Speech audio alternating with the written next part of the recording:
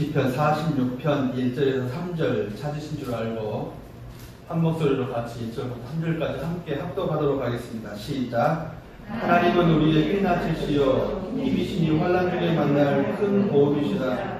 그러므로 땅이 변하든지 산이 흔들려 바다 가운데 빠지든지 바닷물이 솟아나고 뛰 놀든지 그것이 넘침으로 큰 산이 흔들릴지라도 우리는 두려워하지 아니하리로다. 아멘.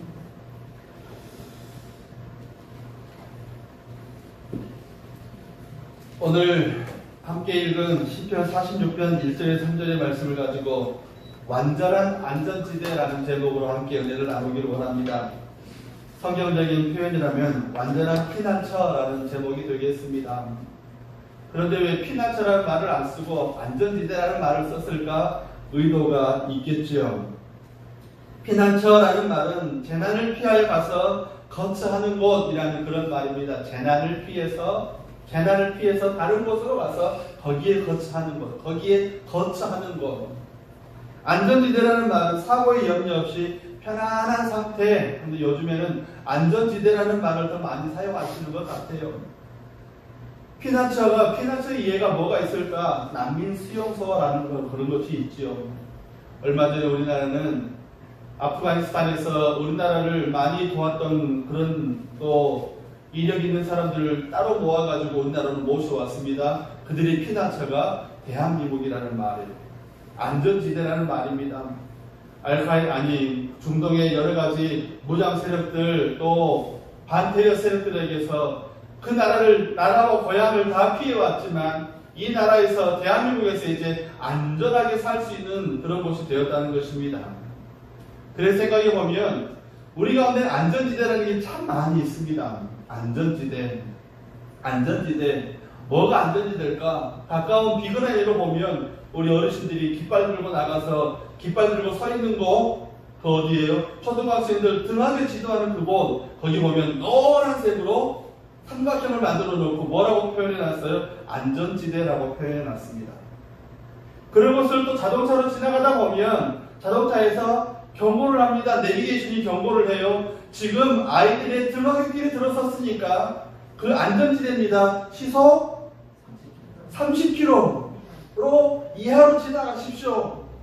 그리고 요즘에는 참 이 안전지대라는 개념이 많이 발전해서 어지간히 급하지 않으신 분들은 대부분 다 30km 이하로 서행합니다. 그리고 속으로 뭐라고 그래요? 어이구 속 터져.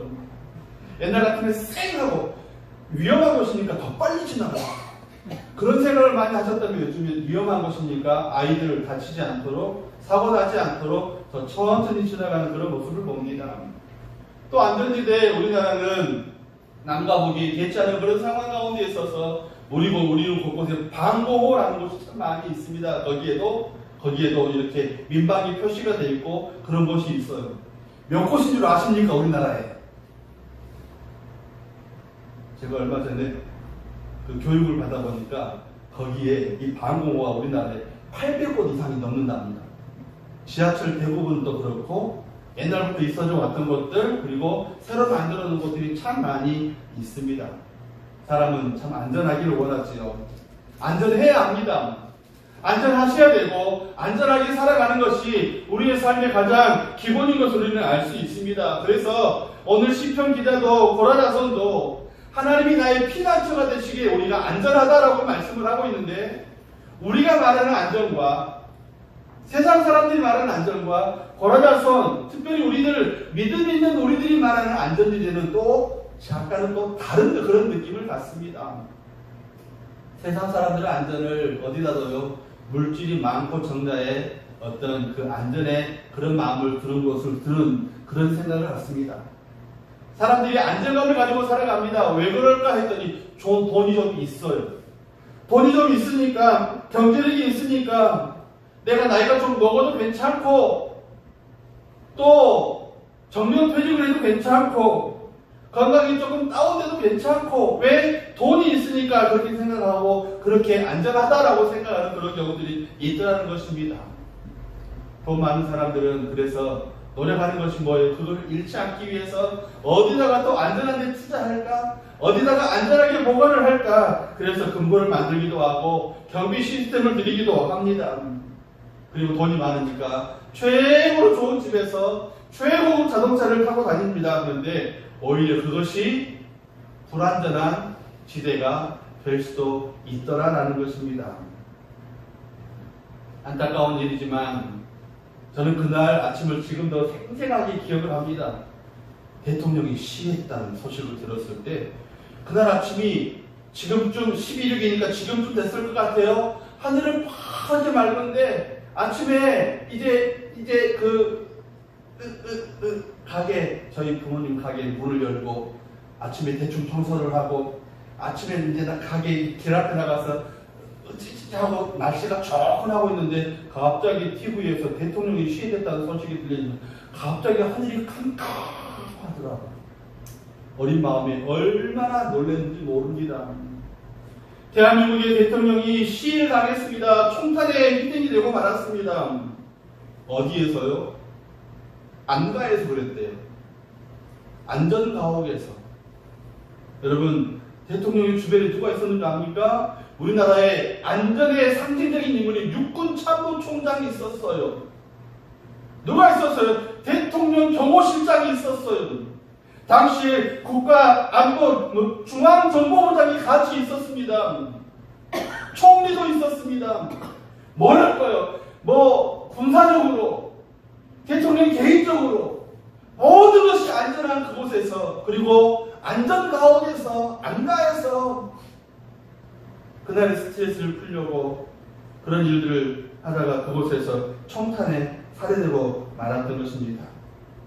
가장 안전한 곳이 가장 위험한 죽음의 장소가 되어버리고 말았습니다. 사랑하는 여러분, 세상에 안전지대 없습니다. 세상에 안전지대 없어요. 그래서 성경은 하나님만이 우리의 피난처가 되신다, 안전지대가 되신다라고 우리에게 분명히 말씀을 하십니다. 저와 여러분에게, 우리 여러분들에게 분명히 말씀을 드립니다. 사랑하는 여러분, 신앙생활 하는 곳이 가장 안전한 지대예요. 믿음 생활하는 곳이 가장 안전한 지대입니다. 우리가 기도할 수 있는 곳, 우리가 찬양할 수 있는 곳, 그래서 하나님은 큰 바위 샘솟는 그곳으로 우리를 인도하신다라고 분명히 말씀을 하십니다. 저와 여러분의 신앙의 지도를 피하시고 그곳에서 기도하고 그곳에서 하나님을 바라보면서 그곳에서 우리 가족들을 위해서, 그곳에서 우리 자녀들을 위해서, 우리 자녀들이 하나님의 손 안에 안전지대에 있도록 기도하시기를 주의 이름으로 축복합니다. 세상에 안전한 곳은 없어요. 하나님만이 우리의 안전한 곳입니다. 그래서 저는 이제 예배를 시작하면서 예배를 시작하는 말씀으로 시편 4편 8절을 읽었어요. 내가 평안히 눕고 자기도 하리니 나를 안전히 거하게 하시는 이는 오직 여호와십니다. 사랑하는 여러분, 오직 여호와십니다. 이 안전이라는 개념이 언제 발전했느냐? 제가 알기로는, 제가 좀 조사해 보기로는 미국의 샌프란시스코에서 금문교라는, 요즘 영화 같은 데 보면 항공모함도 지나가고 큰 배도 지나가고 안개도 끼어있고 샌프란시스코, 그런 여러분들이 알게 모르게 금문교라는 그 다리를 많이 보셨을 겁니다. 1937년에 공사를 해서 1933년부터 공사를 해서 1937년 4월에 완공을 했는데 1930년 되니까 얼마나 옛날이에요. 그런데 거기다가 2km가 넘는 곳에서 육지와 육지를 맞닥뜨려서 바다 위로 다리를 건설하는 세계 최난공사입니다. 바람도 많이 부는 곳이고요. 밑에 물살은 거칠고 차갑고 상어가 득식을 거리는 곳입니다. 거기다가 어떻게 거기다 다리를 놓는가. 설계한 사람도 앞으로 여기서 공사를 해야 되는데 어떻게 할까? 기술자들도, 거기에서 공사하는 인부들도 엄청난 스트레스를 많이 받았다고 합니다. 그 높은 곳에서 적어도 땅 위에서 300m, 400m를 뛰어서 공사를 하고 있는데 밑을 보면 현기증이 몰려오고, 현기증이 나니까 불안과 공포에, 그러니 더더군다나 또 다리는 떨리고 일의 능률을 오르지 않고 어떨 때는 또 안개마저도 끼어있어서 한 치 앞도 보이지 않는 그런 상황 가운데 다리를 건설하는데 앵걸 시작하자마자 5명이나 죽었다고 합니다. 그래서 어떻게 할까? 샌프란시스코 당국에서는 기술자들의 또 일하는 공사인부들의 안전을 지켜주기 위해서 여러 가지 방법을 동원을 했는데 잘 떠오르질 않아요. 그래서 공모를 했다고 합니다. 세상 사람들, 우리가 이런 공사를 하려고 하는데 어떻게 하면 우리 기술자들, 어떻게 하면 우리 인부들의 안전을 지킬 수 있을까 했더니 철사줄로, 굵은 철사로 다리 밑에다가 공사하는 곳에다 이 세이프티존을 좀 만들어라 하면은 떨어져도 사람들이 다치기만 하고 죽지는 않을 것 아니겠느냐. 그래서 공사가 진행되는 곳곳마다 아래에다가 철사로 그물망을 만들어서 이제 공사를 시작했다고 합니다. 아마도 안전공학자들의 말에 의하면 그 시기부터 사람들의 안전에 대한 생각이 많이 들었다는 거예요. 당시에는 미국이 최고의 어떤 경제적인 부흥으로 그때 뭐 엠파이어 스테이트 빌딩 여러 빌딩들이 들어왔는데 당시 사진을 보면 그냥 철골 쪽 위에서 사람들이 공사하고 거기서 밥 먹고 쉬는 시간도 거기서 쉬고 심지어는 배짱전 어떤 사람은 거기서 골프 연습도 하더라고요. 나는요, 저는요, 사다리 위에 2칸 이상만 올라가면 머리가 어지러워요. 망치만 들면 눈이 침침해지고 그런 사람이 접니다. 그런데 우리 집사람은 저한테 공사를 시켜요. 막 수도꼭지를 가려내요. 어떨 때는 다행스럽게 되는 게 있는데 어떨 때는 뒤지게 욕만 먹을 때도 있습니다. 결국 사람을 모셔요. 사랑하는 여러분, 안전망 그때부터 적어도, 그리고 우리나라도 옛날에는요, 모든 공사할 때 한번 생각해 보십시오. 옛날에 공사할 때 그 집 건물 밖에다가 무슨 안전망을 세워놨어요. 그리고 나서 한참 지난 뒤 대나무로 뭘 말든지, 지금은 밖에다가 휘장을 쳐놓고 그 안에서 뭘 하는지 모르지만 휘장을 딱 걷었을 때는 아파트들이, 큰 공장들이, 으리으리한 건물들이 떡하니 서 있는 그런 모습을 겨우겨우 발견을 합니다. 어떻게 됐을까요? 이 안전망을 치고 난 뒤에 어떻게 됐을까요? 아래쪽에 그물을 치고 나니까 그동안에는 5명도 죽고 6명 죽고 다치고 부상이 있고 하던 사람들이 한 사람도 안 다치고, 근데 40명이 죽었대요. 그 공사할 때.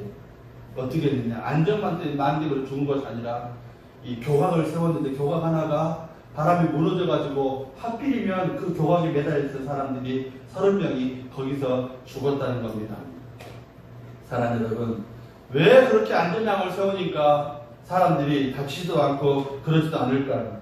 떨어져도 바다에 쓸려갈 이유도 없고, 또 떨어져도 상어에 물릴 일도 없고, 떨어져도 그 안전망이 있으니까 오히려 담대하게 마음을 놓고 일했기 때문에 안전감이 생겨서 그동안에는 부들부들 떨리던 다리가 안 떨리고, 또 불안하던 마음이 가라앉고 공포감이 사라져서 그 뒤로 일을 해도 나를 안전하게 받아주는 철조망이 있구나, 철망이 있구나 생각하니 다치는 일마저 줄어들더라는 것입니다. 사랑하는 여러분, 그 철조망이, 그 안전 그물망이 저와 여러분의 믿음이 돼야 할 줄로 믿습니다. 하나님 앞에 하나님이 나의 안전망이 되어주신다면, 하나님이 나의 안전한 그물이 되어주신다면, 그 하나님께 내 자신을 드린다면 내 자신을 하나님이 맡아주시고 인도하시고 동행하시고, 사랑하는 여러분, 우리 믿음이 바로 그 안전 그물망과 같다는 것입니다. 하나님을 안전 그물로 알고 그를 믿는 사람에게 하나님은 마음의 고통과 불안이 사라지게 하시고 평안과 안전함과 자유를 주신다는 것입니다. 그래서 시편 37편에는 이렇게 말씀을 해요. 내 길을 여호와께 맡기라. 내 길을 여호와께 맡기라. 그를 의지하면 그가 이루시고 내 의를 빛같이 나타내시며 내 공의를 정오의 빛같이 하시리로다 라고 그렇게 말씀을 하세요. 해야 할 일이 뭐예요? 여러분, 하나님께 맡기는 거예요. 하나님께 맡기는 거예요.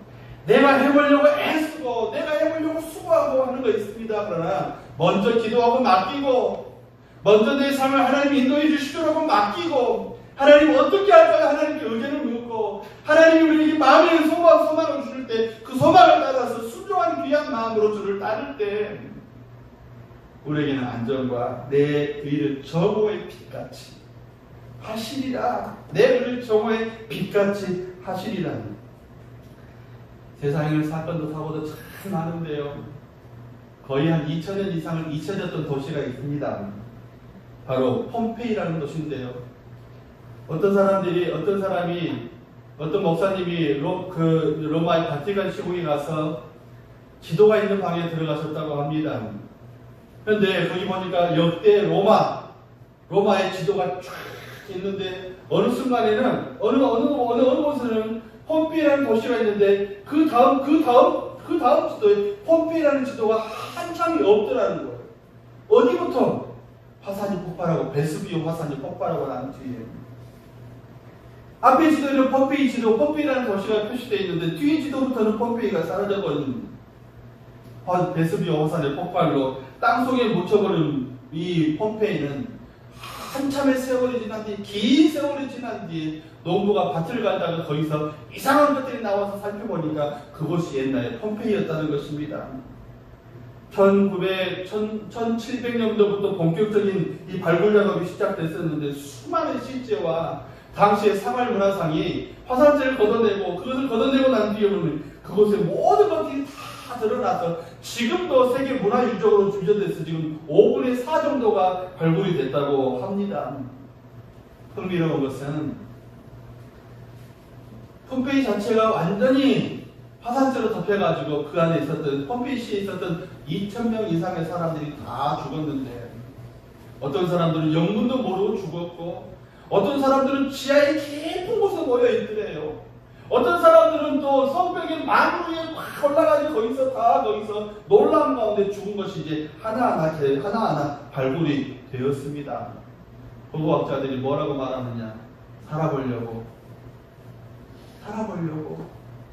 지하의 깊은 곳에 숨었고 살아보려고 땅이 가장 높은 곳으로 올라갔는데 그것도 역시 안전지대가 되지 않더라는 것입니다. 땅 깊은 곳에 숨으면 안전하리라 생각했을 것입니다. 땅 위 가장 높은 곳에 숨으면 안전하리라 생각했을 것입니다. 죽음을 피할 수 있을 것이라 생각했다는 것입니다.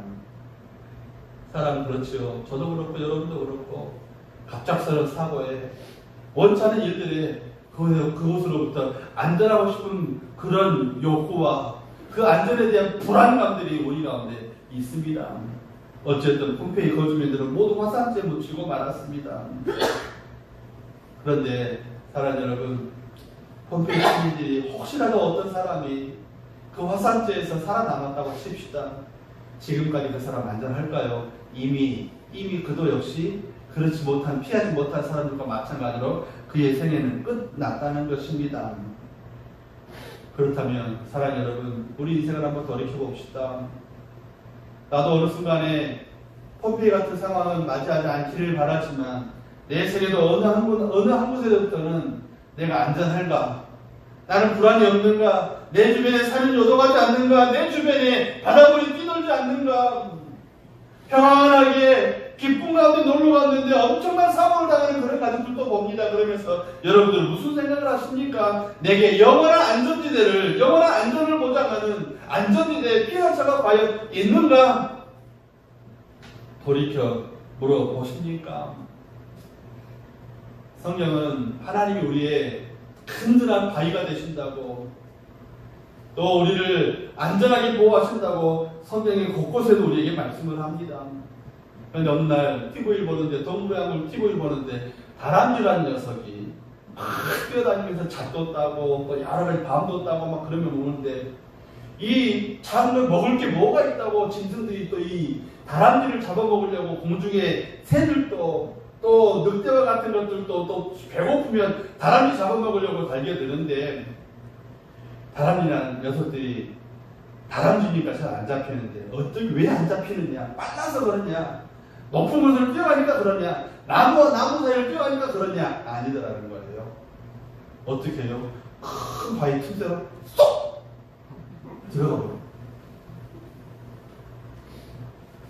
큰 바위 틈새로 쏙 들어가 버려요. 곰이 바위를 친다고 바위가 깨지겠습니까? 늑대가 밖에서 바위를 바들바들 간다고 해서 그 바위가 깨지겠습니까? 아마 다람쥐라는 녀석은 휘파람 불고 있을지도 몰라요. 해봐라. 여러분, 그곳이 어느 곳이에요? 안전지대라는 곳이에요. 피난처라는 곳이에요. 천연의 요새입니다. 큰 바위 및 샘솟는 그곳으로 피하면 됩니다. 그곳이 어디예요? 하나님의 품 안이에요. 사랑하는 여러분, 우리도 세파에 시달리는 현대인들과 우리 자신들도 세파에 시달리면서 많은 맹수의 공격으로 벗어날 수 있는 거대한 바위산을 찾는다면, 내가 맹수라는 그 불안감과 맹수라는 그 세상의 그 악한 것들이 시달린다면 우리도 다람쥐처럼 지혜롭게 하나님의 품 안에 숨어야 할 줄로 믿습니다. 큰 바위 샘솟는 그곳으로 우리가 우리 여호와께 노래하며 우리의 구원의 반석을 향하여 즐거이 외치자. 이런 말씀을 신약은 또 고린도전서에 또 이렇게 받고 있습니다. 다 같은 신령한 음료를 마셨으니 이는 저희를 따르는 신령한 반석으로부터 마셨음에 그 반석은 곧 그리스도시라. 어디에 숨어야 된다고 우리에게 답을 주고 계시는 거예요? 주님 품 안에 숨으라는 거예요. 큰 바위 샘솟는 그 주님의 품 안에 광야 백성들이 신령한 반석에서 물을 마셨던 것처럼, 그 반석의 보호를 받았던 것처럼, 태풍이 올라온다고 할 때 우리는 뉴스를 보면서 태풍이 바다의 파도를 팍 일으키는, 물보라 일으키는 그런 화면들을 많이 보십니다. 그러면서 어떻게 해요? 요즘에는 배를 또 무트로 올려놔요. 옛날에는 바다에 막 그 제주도 바다에 모슬포항이 어디에 막 바다에 묶어놓고 배끼리 연결시켜놓고 단단히 결박해서 뭐 침몰치 않도록, 그래도 피해가 참 많이 생기던데, 사랑하는 여러분, 폭풍이 생길 때 바다의 어부들을 옛날에는 서로 단단히 묶어놓으라고 그렇게 표현해요. 사랑하는 여러분, 간단한 일이지만 이 말 속에 진리가 있습니다. 단단히 묶어 놓으셔야 돼요. 어디에 단단히 묶어놔요? 사랑하는 여러분, 하나님의 손 안에 단단히. 우리 생애를 뒤져봐도 그렇습니다. 우리 생애를 뒤돌아봐도 그렇잖아요. 우리의 생애 가운데, 우리의 삶 가운데 우리도 거대한 파도처럼, 우리도 거대한 바다처럼 큰 돌이 휘말릴 때 우리의 삶이 정말로 고통의 그런 큰, 거기에 있어서 죽겠구나라고 생각하는 그런 삶 가운데 있을 때 우리를 어디에 묶어야 되면 하나님께 단단히 묶어 놓으셔야 된다는 사실이에요.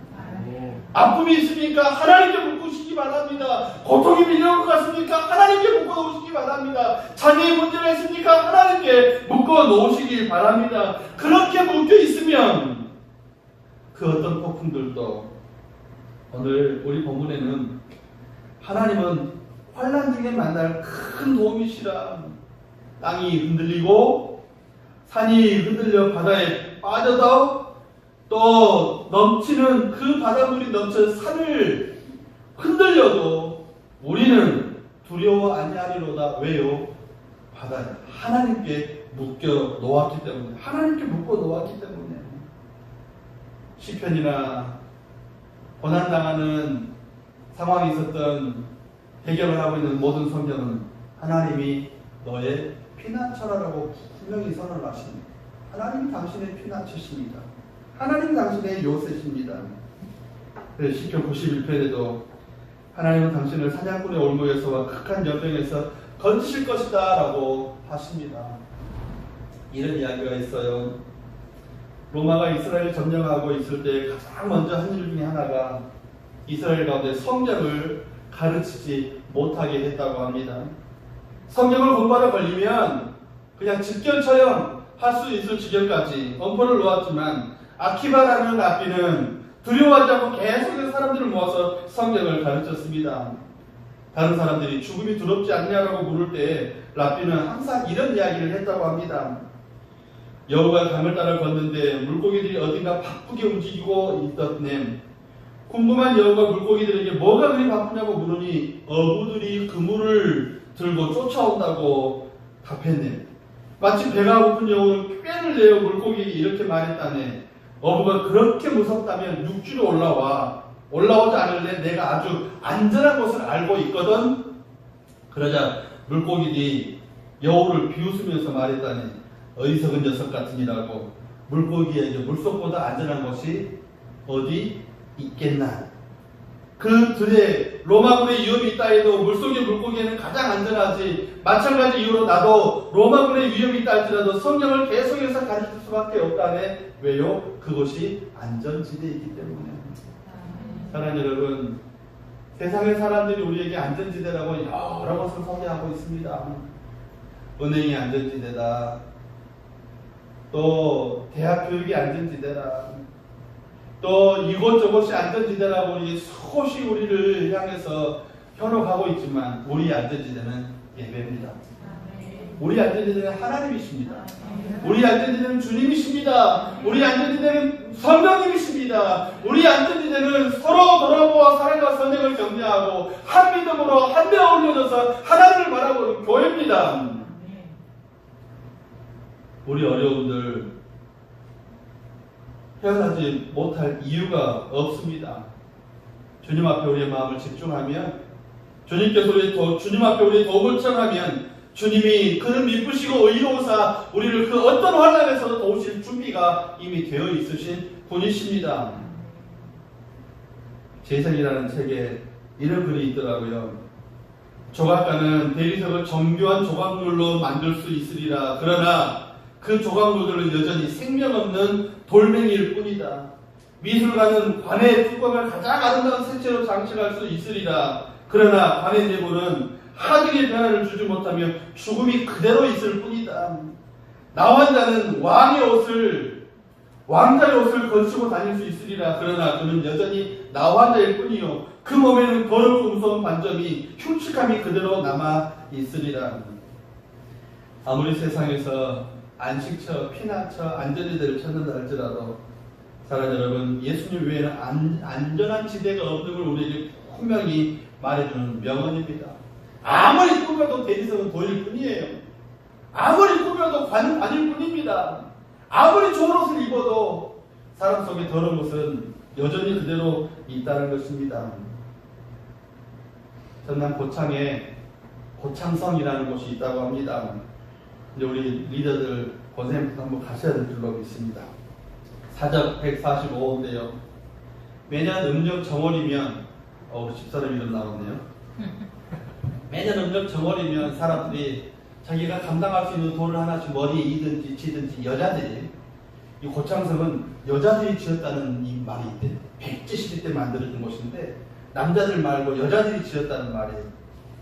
여자들이 줄을 서서 자기 위에 감당할 수 있는 돌을 다 하나씩 들고 이 고창성을 한 바퀴를, 세 바퀴를 돈다는 거예요. 이 10m 넘는 이 모양성 주위를 한 바퀴 이렇게 돈다는 것인데, 모양성 주위를 한 바퀴를 돌면 왼쪽으로 돌아야 되는데 한 바퀴를 돌면 다리병이 다 낫고, 가실까요? 두 바퀴를 돌면 무병장수하고 여기서부터 좀 깨지요. 세 바퀴를 돌면 극락승천한대요. 나중에 한번 가서 찾아볼 거예요. 모양성 돌고 온 사람이 있는가 한번 찾아볼 거예요.